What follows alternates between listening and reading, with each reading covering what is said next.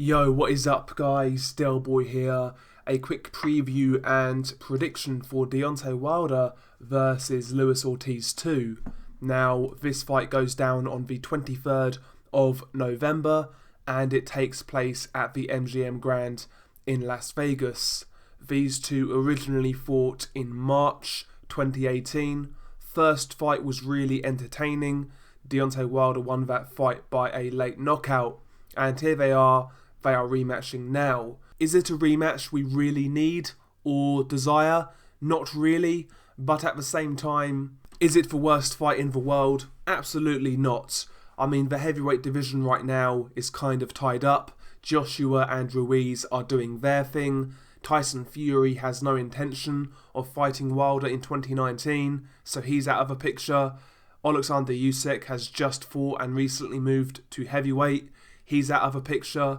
Dillian Whyte is in trouble in regards to PEDs. So really, Luis Ortiz is one of the better options available, so I don't really have a problem with this fight.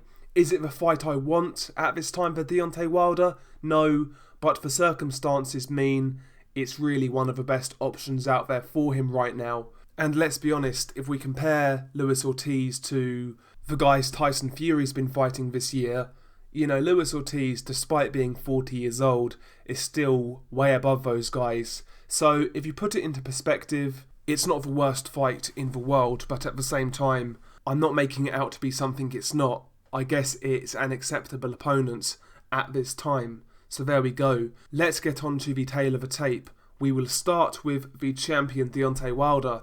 He has a record of 41 wins, 0 defeats, 1 draw. 40 of his 41 wins come by way of knockout. Luis Ortiz has a record of 31 wins, 1 defeat, 0 draws. 26 of his 31 wins come by way of knockout, and of course his only defeat was to Deontay Wilder. Deontay Wilder is listed as 6'7" with an 83-inch reach, whereas Luis Ortiz is listed as 6'4" with a 78-inch reach. So Deontay Wilder is 3 inches taller than Luis Ortiz, and also he's got a 5-inch reach advantage. Could that be a factor on fight night? Potentially, but I've got to say, I don't really believe Deontay Wilder did a good job of making the most of his height and reach in the first fight, so we'll see if he can adjust in the second fight. Deontay Wilder is an orthodox fighter, as we know. Luis Ortiz a southpaw. That southpaw stance first time around really gave Deontay Wilder some problems. And Deontay Wilder is 34 years old and Luis Ortiz is 40 years old, allegedly. Regardless if you believe his age or not, you know, it's quite clear to see, you know, he's getting on and he is slowing down. So I do believe the advanced age of Luis Ortiz could be a factor in this bout. Let's get on to the style matchup between both fighters. What do both guys need to do to have success? We will start with the challenger, Luis Ortiz. What did he do well first time around? Well, at times he did a good job of diffusing Deontay Wilder's right hand, and he did that by a couple of ways. The first being he was willing to throw counters when Deontay Wilder fell in. And early on in that first fight, Luis Ortiz caught Deontay Wilder with a couple of good straight left counters to the body and a couple to the head. And I think it made Deontay Wilder realise he can't afford to be as gung-ho with that right hand. He would have to pick his spots, and as a result, you know, it kind of reduced the output of that right hand because he respected what Luis Ortiz was throwing back. He knew Luis Ortiz was an astute counterpuncher. He needs to get that respect from Deontay Wilder again in this rematch. So early on, he needs to be willing to counter and throw hard shots. If he can do that, I believe that could put Deontay Wilder in his place for a few rounds. Also, you know, being the southpaw, he did a good job at times of keeping his right foot outside of Deontay Wilder's left foot, and he moved to his right and obviously to Deontay Wilder's left. And, you know, this basically made it hard for Deontay Wilder to line up that right hand. You know, Luis Ortiz wasn't doing anything extravagant, just had good foot placement and he was moving in the right direction. And that really befuddled Wilder, especially in the first 4 rounds. Wilder couldn't really get that shot off. And while Ortiz wasn't really doing much, he was outboxing Wilder because he was prodding and probing with the jab, and he was landing the straight left hand on occasion. And yeah, first 4 rounds I felt he did a good job of neutralising Wilder. I think he needs to do the same thing in this fight, of course, but he needs to mix it up with a bit more offence. And I believe the straight left to the body is a punch that could actually garner some good success for Luis Ortiz. When he threw that in the first fight, it landed quite regularly, and there were a couple of body shots that Deontay Wilder felt in that first fight. I would like to see him build on that in this second fight and, just throw a few more. Try to really get to that body of Wilder. That straight left hand to the solar plexus could tire Wilder out, again further reducing the danger that Deontay Wilder possesses. And ultimately, Luis Ortiz needs to box similar to how he did in the first 4 rounds of the first fight, but he needs to keep it up. Has he got the gas tank to do it though? That is the $1 million question. He's got the skill set to do it. We saw that in the first fight, but as that fight went on, Luis Ortiz stopped moving, or he moved less, and he got himself in punching range, and he lined himself up for Deontay Wilder's right hand. After he got dropped in round 5, Wilder started to find the right hand more regularly, and that was because Luis Ortiz was tiring, and he was shipping a bit of punishment here and there. So he needs to be wary of not doing that again. It's just whether he's got the gas tank to do it. So hopefully Luis Ortiz is working on his conditioning in this fight.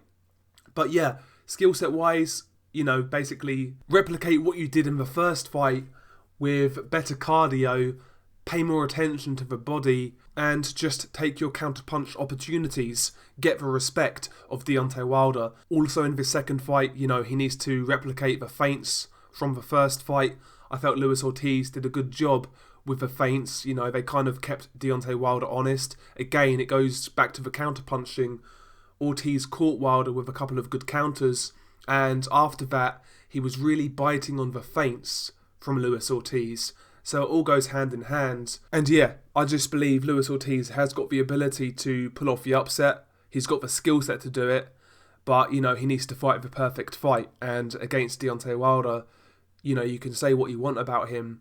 You can say that he's flawed technically, he's raw, he's rugged, he's clumsy, defensively open. You can say all of this, but if you give him one moment, that could be lights out. You could fight a perfect fight, make one mistake, and get knocked out. And I believe Luis Ortiz is susceptible to doing that, to be quite honest. He did that in the first fight. First 4 rounds, boxed really well, but eventually he wound up getting himself knocked out. And one more thing about Luis Ortiz.